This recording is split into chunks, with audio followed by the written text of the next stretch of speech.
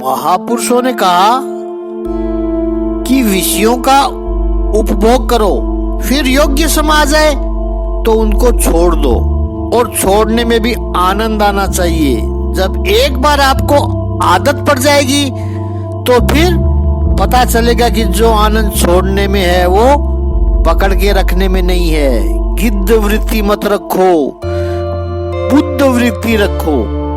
महापुरुषों ने वही व्यक्ति के लक्षण बताए हैं कि सबसे पहले उसमें कृतज्ञता नष्ट हो जाती है, यानी ग्रेटिट्यूड उसमें खत्म हो जाता है। आपको जिस व्यक्ति ने अपनी उंगली पकड़ कर कल्याण के मार्ग पर अग्रसर किया, उसका आभार मानना तो दूर रहा, उसका विरोध करने लगे।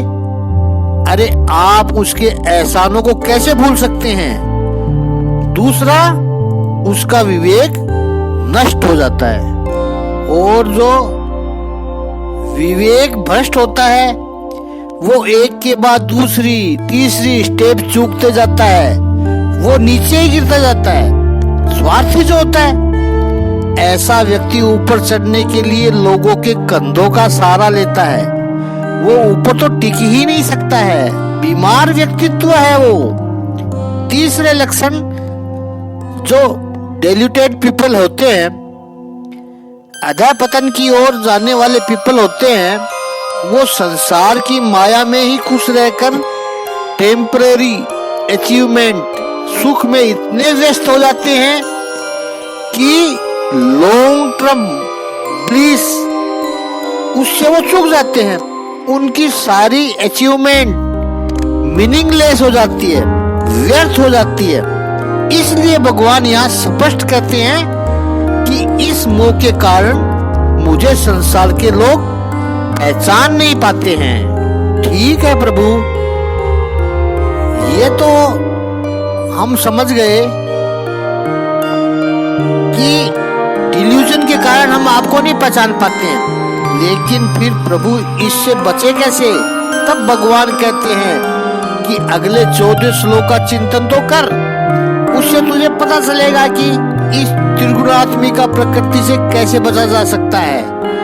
इस 7वें अध्याय के 14वें श्लोक में परमात्मा कहते हैं कि इस तीन गुणों वाली प्रकृति को, यानी मेरी देवीय शक्ति को पार कर पाना अत्यंत ही कठिन है, किंतु जो मेरे शरणागत हो जाते हैं वे बड़ी ही सुगमता से इसे पार कर जाते हैं। अगर पॉजिटिविटी सीखनी हो तो भगवान श्री कृष्ण के पास आना ही पड़ेगा, और कुछ दूसरा चारा भी नहीं है। सारी दुनिया ने माया को नकारा, माया से बचने की बात कही, सर पर हाथ रखकर रोए, माया के बंधन में पड़े हैं, क्या करें क्या करें। बस भगवान श्री कृष्ण ऐसे हैं जो कहते हैं कि अरे रोता क्यों है, तिरस्कार करने से तुम माया से नहीं बच पाओगे, यानी निराश होने से तुम माया से नहीं बच पाओगे। अगर माया से बचना होगा तो क्या करना पड़ेगा? तो पहली बात परमात्मा कहते हैं कि ये माया देवीय है, डिवाइन है, और दूसरी बात है ये माया गुणमयी है। अब गुणमयी के दो अर्थ है, एक तो गुणमयी यानी सत्व रज और तम जो त्रिगुणात्मिका है वो माया है, इसलिए प्रभु ने इसे गुणमयी कहा है। दूसरी, she is wonderful qualities, divine है तो गुणमयी तो होगी। जैसे हम अक्सर कहते हैं कि ये कन्या बड़ी गुणमयी है, वर्चुअस है। इतना ही नहीं, भगवान श्री कृष्ण कहते हैं कि ये मेरी माया शक्ति है, मत करो इसकी निंदा।